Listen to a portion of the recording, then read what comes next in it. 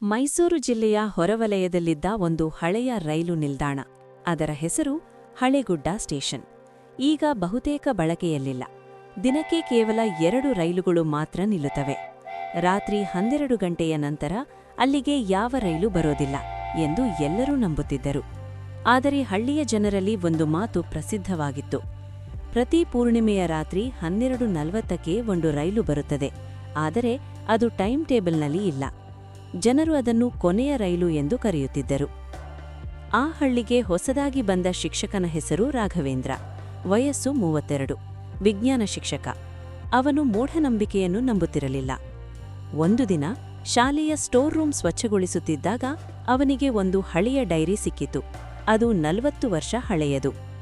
ಆ ಡೈರಿಯಲ್ಲಿ ಒಂದು ಸಾಲು ಅವನ ಗಮನ ಸೆಳೆಯಿತು. ಅದರಲ್ಲಿ ರಾತ್ರಿ 12:40ಕ್ಕೆ ರೈಲು ಮತ್ತೆ ಬಂತು. ಈ ಬಾರಿ 3 ಏರಿದರು, ಯಾರೂ ಇಳಿಯಲಿಲ್ಲ. ರಾಘವೇಂದ್ರ ನಕ್ಕ.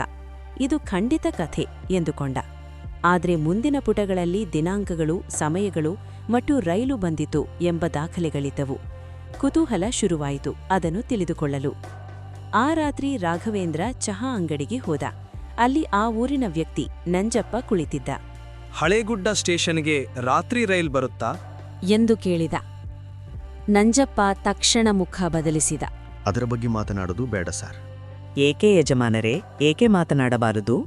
ನನ್ನ ಅಣ್ಣ ಅದನ್ನೇ ನೋಡಲು ಹೋಗಿ 20 ವರ್ಷ ಆಯ್ತು. ಅವನು ಮತ್ತೆ ಬರ್ಲಿಲ್ಲ ಸಾರ್. ಅದನ್ನು ಕೇಳಿ ರಾಘವೇಂದ್ರ ಇನ್ನಷ್ಟು ಕುತೂಹಲಗೊಂಡ. ಮುಂದಿನ ಪೂರ್ಣಿಮೆಯ ರಾತ್ರಿ ರಾಘವೇಂದ್ರ ಟಾರ್ಚ್ ಹಿಡಿದು ಸ್ಟೇಷನ್ಗೆ ಹೋದ. ಸಮಯ ರಾತ್ರಿ 12:10. ಸ್ಟೇಷನ್ ಖಾಲಿ, ಗಾಳಿ ಸದ್ದು ಮಾತ್ರ ಕೇಳಿಸುತ್ತಿತ್ತು. ರಾತ್ರಿ 12:39ಕ್ಕೆ ದೂರದಲ್ಲಿ ಹಳಿಗಳಲ್ಲಿ ಕಂಪನ ಆಗುತ್ತಿತ್ತು. ಇದು ಹೇಗೆ ಸಾಧ್ಯ ಎಂದುಕೊಂಡ. ದೂರದಿಂದ ರೈಲು ಬೆಳಕು ಕಾಣಿಸಿತು. ಆದರೆ ವಿಚಿತ್ರ ಏನು ಅಂದ್ರೆ ಶಬ್ದ ಕಡಿಮೆ ಇತ್ತು. ಸಾಮಾನ್ಯ ರೈಲುನಂತೆ ಇರಲಿಲ್ಲ. ನಿಧಾನವಾಗಿ ಬಂದು ನಿಂತಿತ್ತು. ರೈಲು ಹಳೆಯ ಮಾದರಿ, ಬೋಗಿಗಳ ಮೇಲೆ ಸಂಖ್ಯೆಗಳಿಲ್ಲ. ಒಬ್ಬ ಟಿಕೆಟ್ ಚೆಕ್ಕರ್ ಹೋಲುವ ವ್ಯಕ್ತಿ ಹೊರಬಂದ. ಏರುತ್ತೀರಾ ಎಂದು ಕೇಳಿದ. ರಾಘವೇಂದ್ರ ಅಚ್ಚರಿಯಿಂದ ಈ ರೈಲು ಯಾವುದು ಎಂದ. ಚೆಕ್ಕರ್ ಉತ್ತರಿಸಿದ. ನಾವು ಸೇರುವ ಜಾಗ, ನೆನಪುಗಳ ಕೊನೆಯ ನಿಲ್ದಾಣ ಎಂದ. ರಾಘವೇಂದ್ರ ಇದನ್ನು ಪ್ರ್ಯಾಂಕ್ ಎಂದುಕೊಂಡು ಒಳಗೆ ಹತ್ತಿದ. ಬೋಗಿಯಲ್ಲಿ ಸ್ವಲ್ಪ ಜನ ಇದ್ದರು. ಎಲ್ಲರೂ ಮೌನ, ಯಾರೂ ಮಾತನಾಡುತ್ತಿಲ್ಲ. ಒಬ್ಬ ಮಹಿಳೆ ಕಿಟಕಿ ಹೊರಗೆ ನೋಡುತ್ತಿದ್ದಳು. ಒಬ್ಬ ಬಾಲಕ ಹಳೆಯ ಆಟಿಕೆ ಹಿಡಿದಿದ್ದ. ಒಬ್ಬ ವೃದ್ಧ ಕೂಡ ಇದ್ದ. ನಂತರ ರಾಘವೇಂದ್ರ ಕೇಳಿದ, ಈ ರೈಲು ಎಲ್ಲಿಗೆ ಹೋಗ್ತಿದೆ? ಯಾರೂ ಉತ್ತರಿಸಲಿಲ್ಲ. ಅಷ್ಟರಲ್ಲಿ ಎದುರಿನ ವ್ಯಕ್ತಿ ನಿಧಾನವಾಗಿ ಹೇಳಿದ, ನೀನು ಇಲ್ಲಿ ತಪ್ಪಾಗಿ ಬಂದಿದ್ದೀಯಾ. ನೀನು ಇನ್ನೂ ಜೀವಂತರ ಪಟ್ಟಿಯಲ್ಲಿದ್ದೀಯಾ. ರಾಘವೇಂದ್ರನಕ್ಕೂ ಓ, ಹಾರರ್ ಥೀಮ್ ರೈಲಾ ಅಂದ. ಅಷ್ಟರಲ್ಲಿ ಟಿಕೆಟ್ ಚೆಕ್ಕರ್ ಬಂದ. ಟಿಕೆಟ್ ಅಂದ. ಅವನು ರಾಘವೇಂದ್ರನ ಕಡೆ ನೋಡಿದ. ಅವನ ಕೈಯಲ್ಲಿ ಹಳೆಯ ಕಾಗದದ ಟಿಕೆಟ್ ಕಾಣಿಸಿಕೊಂಡಿತ್ತು. ಅದರ ಮೇಲೆ ಬರೆದಿತ್ತು, ಹೆಸರು ರಾಘವೇಂದ್ರ, ದಿನಾಂಕ ಇಂದಿನ ದಿನ, ಸ್ಥಿತಿ ಅಪೂರ್ಣ. ರಾಘವೇಂದ್ರನ ಹೃದಯ ಬಡಿತ ಜಾಸ್ತಿಯಾಯಿತು. ಮೊದಲ ನಿಲ್ದಾಣದಲ್ಲಿ ರೈಲು ನಿಂತಿತ್ತು. ಸ್ಟೇಷನ್ ಹೆಸರು ಬಾಲ್ಯಪುರ. ಅಲ್ಲಿ ನೋಡಿದಾಗ ಅವನು ತನ್ನ ಬಾಲ್ಯದ ಮನೆ ನೋಡಿದ.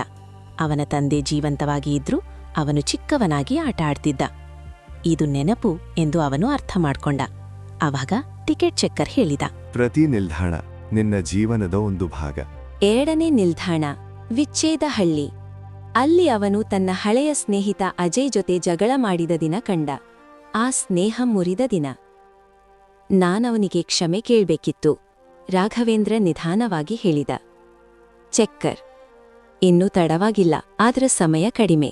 3ನೇ ನಿಲ್ದಾಣ ಕಳೆದು ಹೋದ ಅವಕಾಶ. ಭಯದಿಂದ ಆತ್ಮವಿಶ್ವಾಸವಿಲ್ಲದೆ ವಿದೇಶದ ಉದ್ಯೋಗವನ್ನು ತಿರಸ್ಕರಿಸಿದ ದಿನ. ರಾಘವೇಂದ್ರನಿಗೆ ಬೇಸರವಾಯಿತು. ನಂತರ ರಾಘವೇಂದ್ರ ಕೇಳಿದ, ಇದು ಏನು ರೈಲು, ವಿಚಿತ್ರವಾಗಿದೆಯಲ್ಲ? ಇದು ಜೀವನದಲ್ಲಿ ಅಪೂರ್ಣ ಕೆಲಸಗಳಿರುವವರಿಗೆ ಕಾಣಿಸುವ ರೈಲು. ಕೆಲವರು ಏರಿ ಮರಳಿ ಹೋಗುತ್ತಾರೆ, ಕೆಲವರು ಇಲ್ಲೇ ಉಳಿಯುತ್ತಾರೆ. ಉಳಿಯುತ್ತಾರೆ ಅಂದ್ರೆ ಅವರು ತಮ್ಮ ನೆನಪುಗಳಲ್ಲೇ ಕಳೆದು ಹೋಗುತ್ತಾರೆ.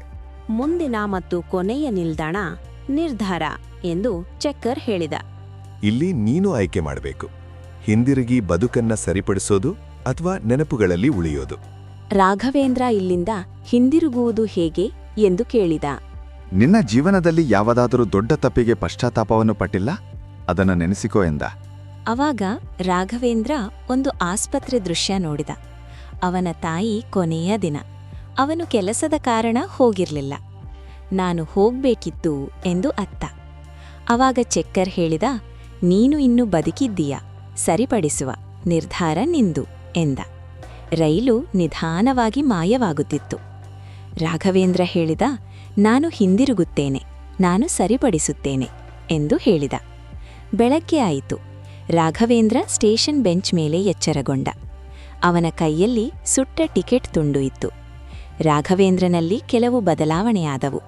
ಹಳೆಯ ಸ್ನೇಹಿತ ಅಜಯ್ನ ಭೇಟಿ ಮಾಡಿದ. ತಂದೆಯ ಹಳೆಯ ಮನೆಗೆ ಭೇಟಿ. ತಾಯಿಯ ಸಮಾಧಿ ಹತ್ರ ಹೋಗಿ ಸಾರಿ ಕೇಳಿದ. ತನ್ನ ಕನಸಿನ ಸಂಶೋಧನೆ ಪ್ರಾರಂಭಿಸಿದ. 1 ತಿಂಗಳ ನಂತರ ಮತ್ತೆ ಪೂರ್ಣಿಮೆ. ಅವನು ಸ್ಟೇಷನ್ಗೆ ಹೋದ. 12:40. ಯಾವುದೇ ರೈಲು ಬಂದಿಲ್ಲ. ಹಿಂದಿನಿಂದ ಧ್ವನಿ, ನಿನ್ನ ಟಿಕೆಟ್ ಮುಗಿದಿದೆ, ನೀನು ಈಗ ಬದುಕಿನ ರೈಲಿನಲ್ಲಿ ಇದ್ದೀಯ. ತಿರುಗಿ ನೋಡಿದ, ಯಾರೂ ಇಲ್ಲ. ಹಳೇಗುಡ್ಡ ಸ್ಟೇಷನ್ ಇನ್ನೂ ಖಾಲಿ. ಆದರೆ ಹಳ್ಳಿಯ ಜನರು ಹೇಳುತ್ತಾರೆ, ಅಪೂರ್ಣ ಮನಸ್ಸುಗಳಿಗೆ ಮಾತ್ರ ಕೊನೆಯ ರೈಲು ಕಾಣಿಸುತ್ತದೆ ಅಂತ.